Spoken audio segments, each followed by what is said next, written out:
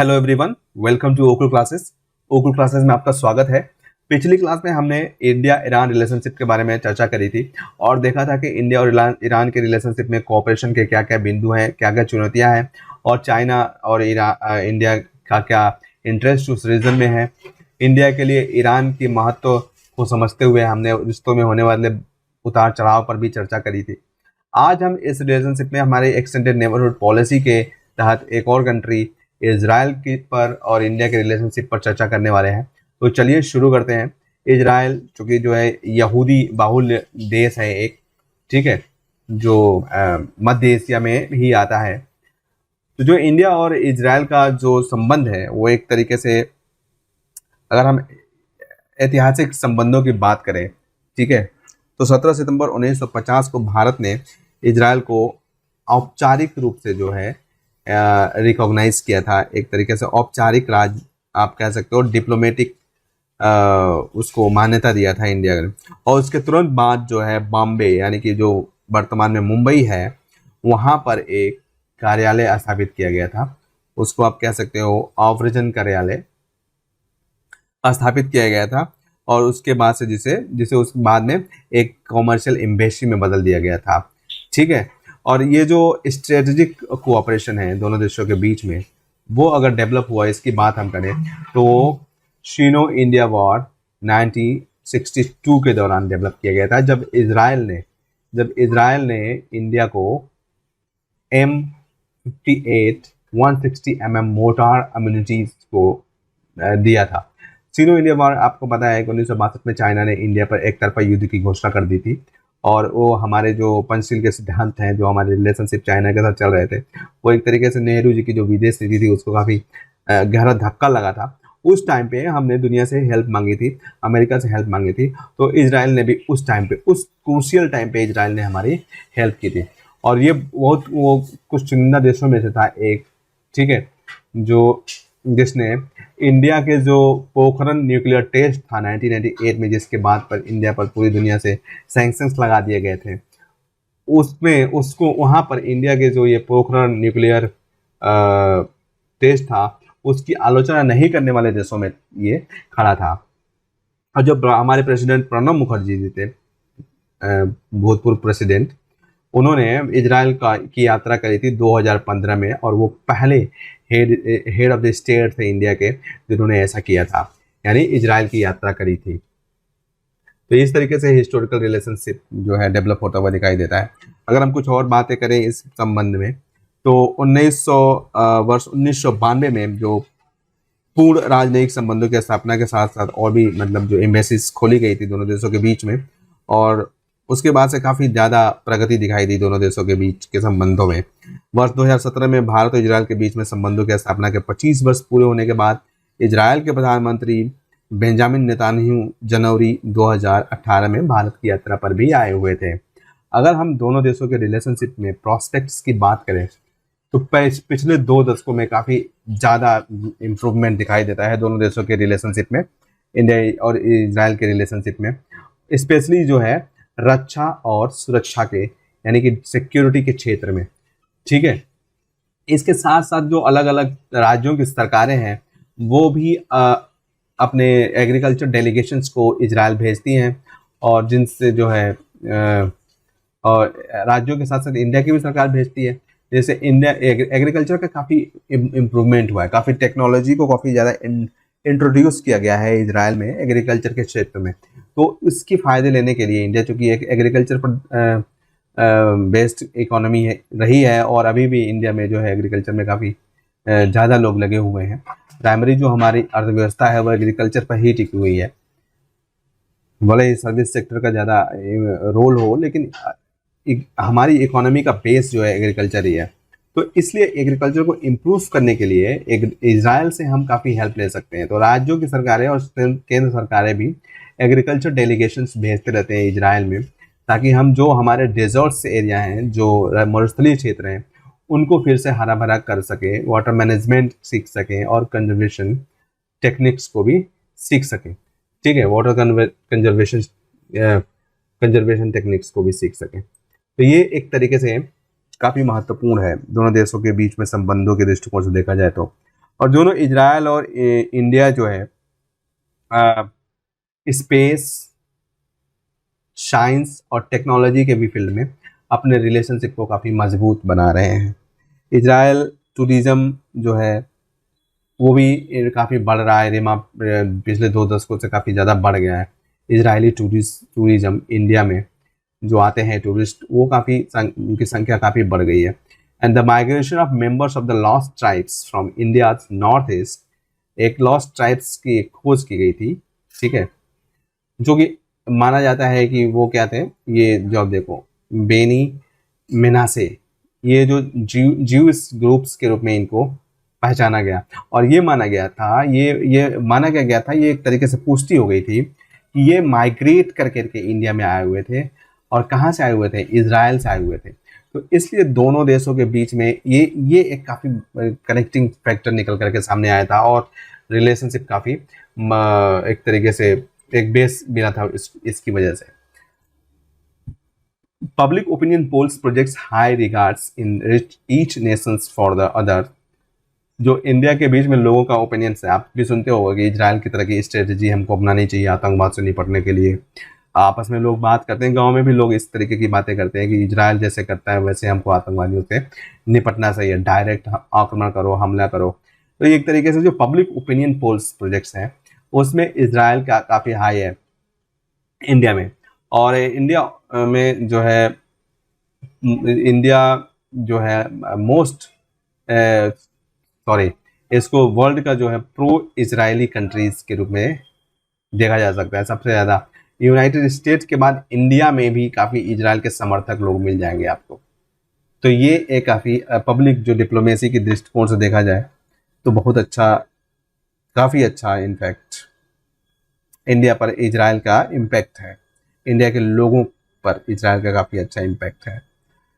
तो हाल ही में जो ह्यूज ऑयल्स और गैस डिपॉजिट्स जो मिले हैं मेडिटेरियन सी में, वो इजराइल को इंडिया के लिए एक पोटेंशियल एक्सपोर्टर बना सकते हैं। और India begins a major importer can gets benefit out of it. ठीक है, तो ये हमारे कुछ प्रोस्पेक्ट्स थे।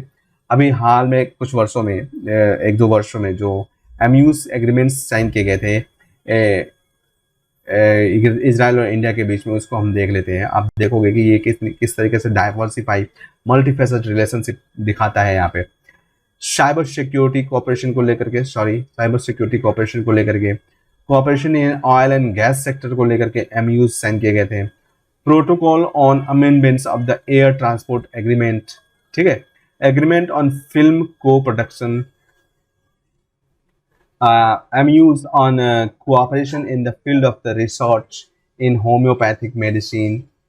होम्योपैथिक मेडिसिन को लेकर के भी एम्यूनेशन पर भी रिसर्च को लेकर के भी किया गया था। होम्योपैथिक जो हैनीमैन है उन्होंने खोजा था। होम्योपैथिक भी एक चिकित्सा की पद्धति है, काफ़ी इफेक्टिव रहती है कुछ लोगों के लिए ये। MUs for the cooperation in the field of space and memorandum of intent between the Invest India and Invest in Israel, a letter of intent for cooperation in metal air batteries, and a letter of intent for cooperation in concentrated solar thermal technologies। ठीक है, तो ये MUs कुछ sign करे गए थे। अब हम बात करते हैं इकोनॉमिक कोऑपरेशन की। दोनों देशों के बीच में जो इकोनॉमिक कोऑपरेशन है उसको लेकर के क्या बात करते हैं। From $200 million in 1992, comprising the primary trade in diamonds का मेमिट्री ट्रेड होता था, तो उसको लेकर के $200 मिलियन का US डॉलर का बायलैटरल मर्चेंडाइज ट्रेड स्टूड और $5.65 बिलियन एक्सक्लूडिंग डिफेंस को निकाल दिया जाए अगर, तो 2018-19 में 5.65 बिलियन US डॉलर था। And with the trade balance of the trade being in India's favour bye $1.8 billion का जो है इंडिया के फेवर में था भुगतान, व्यापार संतुलन, ठीक है, ये काफ़ी अच्छी बात है इंडिया के लिए। And trade in diamonds constitutes close to 40% of the bilateral trade. Israel के साथ जो हीरो का व्यापार जो होता है वो पूरे व्यापार का 40% होल्ड करता है। And India is Israel's third largest trade partners in Asia. India Israel में जो थर्ड लार्जेस्ट ट्रेड पार्टनर है एशिया का, एशिया में इंडिया इजराइल का थर्ड लार्जेस्ट ट्रेड पार्टनर है। डिफेंस कोऑपरेशन अगर देखा जाए तो डिफेंस के दृष्टिकोण से Israel has among the top 4 arms suppliers of to India for almost 2 decades। मतलब ऊपर के जो 4 आर्म्स सप्लायर्स थे इंडिया के लिए, ठीक है, उसमें इजराइल का नाम आता था। सबसे पहले तो रसिया, यू कैन से, ठीक है, रसिया भी था, उसमें इजराइल भी अब था मतलब। और now notching military sales worth of the around $1 billion every year. $1 billion सालाना जो है मिलिट्री सेल्स हो रहे हैं दोनों देशों के बीच में। The Indian armed forces have inducted a wide array of Israeli weapon systems over the year. मतलब काफ़ी ज़्यादा मात्रा में अभी कुछ वर्षों से जो है इजरायली हथियारों को भारतीय फोर्स में ले आया गया है, इंडक्ट किया गया है। और जिसमें जो है फॉल्कन अवास्क जो एयरबॉर्न वार्निंग कंट्रोल सिस्टम है, Heron, Searcher second and Harop drones and Barak जो मल्टी बैरल मिसाइल है, एंटी मिसाइल सिस्टम, और Spyder quick reaction anti aircraft missile system, ये सब जो है इंडिया की आर्मी में इंडक्ट किया गया है, वो भी इजराइल से लेकर के, ठीक है, इजराइल से हमने खरीदा है। And the acquisition also include a host of Israeli missiles and precision-guided munitions from Python and Derby air-to-air missile to Crystal Maze and Spice 200 bombs। ये सब weapons जो है इंडिया इजराइल से लेकर के अपनी इंडिया आर्मी में लेकर के आ रहा है। अगर हम चैलेंजेस की बात करें तो क्या चैलेंजेस हैं इंडिया और इजराइल के रिलेशनशिप में? तो डीलिंकिंग इजराइल एंड फिलिस्तीन इन इंडियन फॉरेन पॉलिसी। कभी हम कहते हैं कि हम we are standing with the Palestinian cause, ठीक है, फिर हम कहते हैं कि हम इजराइल के साथ भी हैं। तो ये जो एक तरीके से इंडिया का स्टैंड है ना, ये एक तरीके से उतना आसान नहीं है जितना दिखाई देता है। India has continued political, diplomatic and developmental support to Palestine. Palestine को इंडिया ने सपोर्ट किया। फिलिस्तीन चूंकि जो भारत पाकिस्तान वाला कॉन्सेप्ट इंडिया में है ना, वैसा ही कॉन्सेप्ट इजराइल और फिलिस्तीन के बीच में है। हमेशा गाजा पट्टी पर जो है इजराइल के द्वारा कभी बम्बार्डिंग कर दी जाती है, फिलिस्तीन के द्वारा कभी की जाती है। तो इस तरीके का वहाँ पर चलता रहता है। अभी हाल में भी वहाँ पर चल रहा था। तो although there is an increased focus on closer ties with Israel, India must create a balance between traditional supports to Palestine and new emerging geopolitical situation। ठीक है, इंडिया को बैलेंस बनाने की ज़रूरत है। जो फ़लस्तीन की जो कॉज है उसको सपोर्ट तो करता ही है इंडिया, लेकिन जो नया जो जियोपॉलिटिकल सिचुएशन बन रहा है, भू राजनीतिक इमर्ज कर रही है, इसमें हमको इजराइल की रिक्वायरमेंट काफ़ी ज़्यादा हो रही है, ठीक है, तो इसमें भी बैलेंस बनाए रखने की ज़रूरत है इंडिया के लिए। India maintains its position that strengthening the relationship with Israel will further strengthen the Palestinian cause, not weaken it। India is not firm on its stand over independence Palestinian state through peaceful and diplomatic means। India जो है अभी भी इस पे अडिग है कि जो फ़लस्तीन है उसको एक तरीके से स्वतंत्र देश का दर्जा दिया जाए। और ठीक है, India abstained on the UNHRC resolution in 2015 and criticized Israel for the aerial bombing in Gaza। 2015 में जो एरियल बॉम्बिंग करी गई थी, क्योंकि इंडिया पीसफुल डेमोक्रेटिक कंट्री है तो ऑब्वियसली वो इस तरीके की हथियारों का प्रयोग को अवॉइड करना चाहेगा। और ह्यूमैनिटेरियन जो रेजोल्यूशन था UNHRC में, उस पर इंडिया एब्सेंस हो गया था। Encouraging defense ties with the other defense partners and balancing its vis-a-vis Israel is the cumbersome task। Way forward की अगर हम बात करें यहाँ पे, तो despite having India voted against Israel at the United Nation, 2017 में इंडिया ने यूनाइटेड नेशन में इजराइल के अगेंस्ट में वोट किया था on the issue of making Jerusalem as new capital of Israel. The Indian government is focusing to set a precedent in its policy towards the Israel-Palestine issue, as Israel's contribution to India's civil and defense requirement is immense। काफ़ी ज़्यादा civil और defence जो requirement है India की, उसमें Israel का contribution काफ़ी ज़्यादा है। तो इस दृष्टिकोण से इंडिया को इसमें बैलेंस बनाने की बहुत ज़रूरत है। And shift in stance in the future में भी सीन, और जो भविष्य में एक बदलाव अगर देखने को मिलेगा तो वो देखा जा सकता है, अवश्य ही देखा जा सकता है। अब अगर हम कुछ और भी बातें करें इस संबंध में, कोरोना काल की बात करें अगर, ठीक है, तो ऐसे समय में जब कोरोना वायरस का प्रसार पूरी दुनिया में अपने चरम पर हो गया था कुछ दिन पहले तक, अभी भी है ही कोरोना से, अभी हम मुक्त नहीं हो पाए हैं, तो व्यापार को भी काफ़ी ज़्यादा नुकसान पहुंचा था। पूरे विश्व के जो देश हैं उनमें नुकसान पहुंचा था एक तरीके से। पूरी जो गतिशील दुनिया थी ना, उसको ठहराव आ गया था उसमें। लेकिन जो भारत और इजराइल के संबंध थे उस टाइम पे भी वो चलते रहे थे, ठीक है।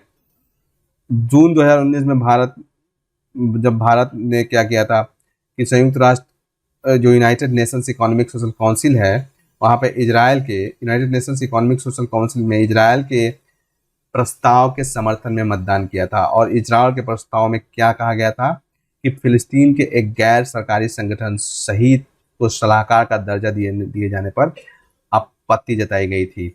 शहीद एक गैर सरकारी संगठन था फिलिस्तीन का, जिसको औपचारिक दर्जा, सलाहकार का दर्जा यानी काउंसलर का दर्जा दिए जाने पर आपत्ति जताई गई, जिसमें इंडिया ने इजराइल के प्रस्ताव को समर्थन दिया था। और इजराइल का मानना था कि संगठन ने हमास के साथ अपने संबंधों को डिस्क्लोज नहीं किया है। इससे जो है संयुक्त राष्ट्र संघ के पर्यवेक्षक का दर्जा देने संबंधी प्रस्ताव भी क्या हो गया, निरस्त हो गया। तो ये एक काफ़ी चेंज दिखाई दिया इंडिया के दृष्टिकोण में अगर बात करें तो, ठीक है। अब कोविड-19 महामारी का प्रसार को रोकने के लिए भारत और इजराइल के द्वारा जो दवाओं की भारत द्वारा जो है इजराइल को दवाओं की आपूर्ति कर रहा है, और भारत सरकार ने इजराइल दवा उद्योग के लिए भी मेडिकल टीम भेजने और कच्चा माल के लिए N95 फेस मास्क या अन्य चिकित्सीय उपकरणों की आपूर्ति सुनिश्चित करने को भी मजबूरी दिया था। रक्षा क्षेत्र पे हमने बात कर लिया है, ठीक है। मार्च 2020 में भी भारत ने इजराइल के साथ 880 करोड़ रुपए का एक रक्षा सौदा किया था, मार्च 2020 में, ठीक है। मार्च 2020 में इंडिया ने इजराइल के साथ रक्षा सहयोग पर एक 880 करोड़ रुपए का एक समझौता किया था, और इसमें भारतीय जो आर्मी है उसको 16,489 लाइट गन खरीदने का ऑर्डर दिया गया था। लाइट गन खरीदने का ऑर्डर दिया गया था इंडिया के द्वारा। तो इस तरीके से जो है भारत ने इजराइल की रक्षा कंपनियों को मेक इन इंडिया में जो है ज्वाइंटली प्रोडक्शन करने के लिए भी इनविटेशन दिया हुआ है। तो रक्षा के क्षेत्र में भी निवेश के काफ़ी अच्छे अवसर हैं दोनों देशों के बीच में, ठीक है। कृषि के सहयोग की अगर हम बात करते हैं तो कृषि के सहयोग में हमने बात कराई था कि इजराइल जो कृषि के क्षेत्र में सहयोग बढ़ाने का निर्णय लिया गया दोनों देशों के बीच में, ठीक है। दोनों देशों के बीच कृषि और उससे जुड़े हुए जो क्षेत्र हैं उसमें सहयोग को बढ़ाने की प्रतिबद्धता के मद्देनजर क्या किया गया, बागवानी के क्षेत्र में 2015 में एक कार्यक्रम किया जा रहा है। 2015 से ही एक कार्यक्रम किया जा रहा है। इस कार्यक्रम के जो अंदर है, फल और सब्जियों की खेती के लिए 21 राज्यों में 27 उत्कृष्टता केंद्र स्थापित किए जा रहे हैं। 21 राज्यों में 27 उत्कृष्टता केंद्र स्थापित किए जा रहे हैं, ठीक है, और जिनमें अधिकांश की स्थापना का काम पूरा भी हो चुका है अभी तक। तो इजराइल में पानी की कमी के कारण सिंचाई के लिए ड्रिप इरिगेशन पद्धति का उपयोग किया जाता है। ड्रिप इरिगेशन का मतलब होता है कि जो ये अगर ये पौधा है, ठीक है, तो उसकी जड़ों में एक तरीके से अगर छोटा सा एक पाइप जैसे हमको सलाइन की बोतल चढ़ाई जाती है, लगाई जाती है, उस तरीके से पानी पहुंचाया जाता है ना, ग्लूकोज पहुंचाया जाता है, उसी तरीके से इसमें जड़ों में लगा करके और ड्रिप किया जाएगा। और ड्रिप इरिगेशन इसको बोलते हैं। तो पानी की कमी है तो इससे पानी हमारे वहाँ बचेगा। हमारे वहाँ क्या होता है, जनरली मोस्टली जो क्यारियाँ बनाई जाती है उसमें ऐसे वाटर को फ्लो कर दिया जाता है। यहाँ पे प्लांट्स लगे हुए हैं तो इससे पानी काफ़ी वेस्ट होता है, ठीक है। तो ड्रिप इरिगेशन की ज़रूरत उन क्षेत्रों में इंडिया में पड़ सकती है जहाँ पे पानी की कमी है, लाइक बुंदेलखंड का रीजन होगा, विदर्भ का रीजन हो गया। यहाँ पे ड्रिप इरिगेशन से काफ़ी पोटेंशियली एग्रीकल्चर को बढ़ाया जा सकता है। तो ड्रिप इरिगेशन पद्धति का उपयोग किया जाता है। बागवानी, खेती, बागान के जो प्रबंधन है, नर्सरी प्रबंधन है, सूक्ष्म सिंचाई, माइक्रो इरिगेशन भी किया जाता है। इन सब क्षेत्रों में भारत जो इजराइल की प्रौद्योगिकी है, जो टेक्नोलॉजी है, उसका इंडिया को काफ़ी लाभ मिल सकता है। हरियाणा, महाराष्ट्र में भी इसका काफ़ी फायदा पहुंचेगा वहाँ के देशों का। वाटर स्टोरेज, ठीक है, वाटर कंजर्वेशन या मैनेजमेंट में भी इजराइल की तुलना में भारत में पानी तो काफ़ी ज़्यादा है, लेकिन इजराइल के पास वाटर कम है, लेकिन उसके पास वाटर का जो मैनेजमेंट है वो काफ़ी अच्छा है। ठीक है, वहाँ पे जो है सॉल्ट वाटर को भी मीठा जल में बदलने के लिए, पीने योग्य पानी में बदलने के लिए भी काफ़ी एडवांस टेक्नोलॉजी का यूज़ किया जाता है। तो इजराइल ने भारत में खारे पानी की जो पीने योग्य बनाने के लिए कई संयंत्र भी स्थापित किए हुए हैं। इजराइल ने कृषि, उद्योग, सिंचाई आदि के जो काम हैं उनको रिसाइकल पानी का उपयोग अधिक होती है, इसीलिए वहाँ के लोग पानी की किल्लत का सामना नहीं करते हैं। तो भारत जैसे विकासशील देशों में 80% आबादी को पानी की जरूरत कहाँ से पूरी होती है? ग्राउंड वाटर से पूरी होती है। ठीक है, तो ग्राउंड वाटर से पूरी होती है, और यह भी सच है कि इसको उपयोग में जो ये ग्राउंड वाटर है, हमारा जो ग्राउंड वाटर है वो क्या है? कंटेमिनेटेड वाटर होता है, यानी प्रदूषित पानी भी होता है। तो इससे हमारे सेहत पे भी नुकसान पहुंचता है। 80% जो है वाटर, जो पीने का जल है, वो ग्राउंड वाटर से ही यूज़ किया जाता है। तो इजराइल के साथ हम संबंधों को अगर इस क्षेत्र में इन्वेस्टमेंट और टेक्नोलॉजीज लेते हैं तो काफ़ी इससे फ़ायदा होने वाला है। इसके अलावा जो है आपसी जो सहमति के क्षेत्र साथ जो गंदा जो सीवर का पानी होता है उसको फिर से रिसाइकल करके फिर से यूज़ करने के लिए भी बनाने की तकनीकी इजराइल के पास काफ़ी अच्छी है। तो इसका भी उपयोग इंडिया में किया जा सकता है। नदियों को साफ करने में भी हमको इससे काफ़ी फ़ायदा मिल सकता है। अगर कुछ और हम सहयोग की बात करें तो जो वैश्विक महामारी जो फैली हुई है अभी, उसको रोकने के लिए जो लॉकडाउन लगाया गया, तो जो नागरिक फंसे हुए थे दोनों देशों के एक दूसरे में, उन्हें निकालने के लिए दोनों देशों ने एक समझौता किया था वायुसेना के साथ। इजराइल जो है इनोवेशन में भी काफ़ी आगे है, तो ये टेक्नोलॉजी के मामले में एक ग्लोबल पावर है, जबकि भारत में जो क्या है, क्रिएटिविटी ज़्यादा है, लोगों में क्रिएटिव प्रतिभाएं काफ़ी ज़्यादा है, विशेषकर वैज्ञानिक सोच वाले लोग काफ़ी ज़्यादा है इंडिया में। तो इससे दोनों अगर मिलेंगे तो एक काफ़ी अच्छा प्रोडक्ट बन के तैयार हो सकता है।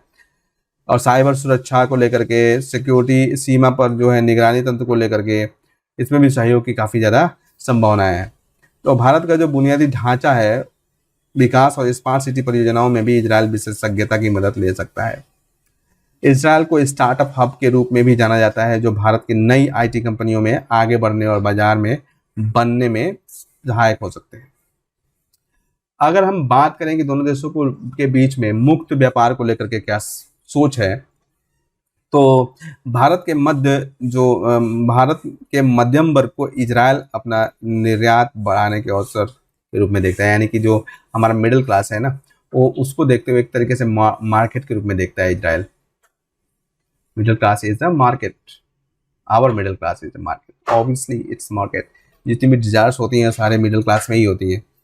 ठीक है, तो ये एक मार्केट के रूप में इजराइल इसको देखता है, और इजराइल के लिए काफ़ी महत्वपूर्ण है ये। तो इजराइल भारत के साथ जो है, इजराइल का मानना है कि रक्षा जो प्रोडक्ट्स हैं उनको उनसे निर्यात से आगे बढ़ करके हम एक जो है वस्तु और सेवाओं के व्यापार की में भी वृद्धि की दिशा में आगे बढ़ सकते हैं। ठीक है, भारत में चूंकि 130 करोड़ जो आबादी है, वो एक तरीके से 130 करोड़ कंज्यूमर्स के रूप में इजराइल के लिए काफ़ी महत्वपूर्ण हो सकते हैं। और एक सौ जो 30 करोड़ आबादी है उसमें से 30 करोड़ जो लोग हैं एक तरीके से वो मिडिल क्लास और अपर मिडिल क्लास में आते हैं। तो इस दृष्टिकोण से परचेजिंग पावर जो इन इकोनॉमी की दृष्टि से देखा जाए तो इंडिया काफ़ी महत्वपूर्ण है। तो मुक्त व्यापार यानी कि फ्री ट्रेड के बीच में दोनों देशों के बीच में बातचीत चल रहा है।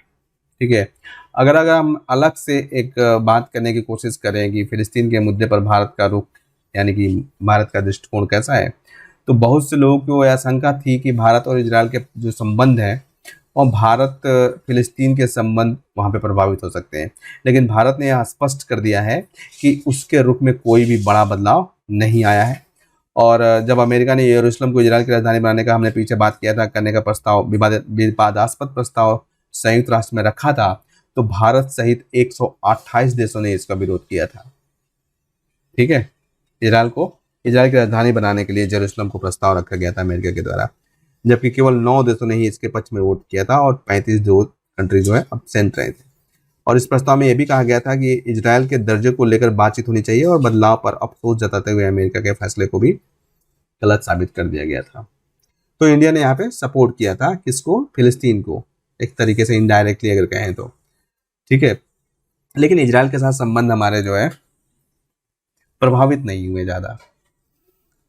और जो हमारी डीहाइफेनेटेड डिप्लोमेसी है उसके तहत अगर हम देखें तो जुलाई 2017 में हमारे प्रधानमंत्री मोदी जी इजराइल की यात्रा पर गए थे, परंतु इस ये जो यात्रा थी इसमें वो फिलिस्तीन नहीं गए थे।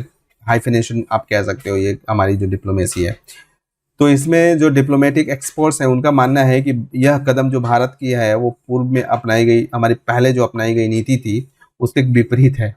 इसके पहले जो भी राजनेता दोनों देशों की यात्रा करता था, फिलिस्तीन की भी और इंडिया की भी, तो भारत द्वारा इजराइल और फिलिस्तीन को लेकर अपनाई गई जो ये कूटनीति है उसको कुछ जो डिप्लोमेटिक एक्सपर्ट्स हैं उसको डीहाइफेनेशन का नाम देते हैं। डीहाइफेनेशन की जो ये नीति है वो अमेरिका के द्वारा भी इंडिया में अपनाई गई थी। ठीक है, भारत और पाकिस्तान को लेकर के। तो इसी तरीके की नीति जो है इंडिया डीहाइफेनेशन की कूटनीति अपना रहा है, किसके साथ? इजराइल के साथ। तो ये इजराइल के साथ इंडिया के संबंध पे हम चर्चा ने देखा कि क्या क्या इसमें मुद्दे हैं और किस प्रकार से ये दोनों देश में डिस्कस किया जा रहा है, दोनों देशों के बीच में हैंडल किया जा रहा है। इसी तरीके से एक नो कॉन्टैक्ट पॉलिसी भी है जो कोरोना के टाइम पे उभर करके सामने आई थी। इस तरीके के नाम पूछे जा सकते हैं आपसे। तो कोरोना वायरस को जो कि रोकने के लिए फिजिकल डिस्टेंसिंग काफ़ी वो मतलब सही चीज़ लगी थी, काफ़ी अच्छा रिस्पॉन्स भी रहा है इसका। ठीक है, तो जो भारत में जो नमस्ते हम करते हैं तो वो फिजिकल डिस्टेंसिंग का एक क्या है कि बहुत बढ़िया उदाहरण है, जिसमें हम जो अगर किसी को ग्रीटिंग्स देते हैं, अभिवादन करते हैं, तो उसमें किसी भी प्रकार का कोई शारीरिक संपर्क नहीं होता है और हम दूर से ही नमस्ते कर लेते हैं। तो इजराइल ने क्या किया था कि कोरोना वायरस के जो प्रसार था उसको रोकने के लिए नो कॉन्टैक्ट पॉलिसी के द्वारा अभिवादन को प्रक्रिया अपनाने की, यानी कि नमस्ते को अपनाने की बात करी थी। और ये इससे क्या हो रहा है, ये दिखाई दे रहा है कि दोनों देशों के बीच में संबंध कितने मजबूत है।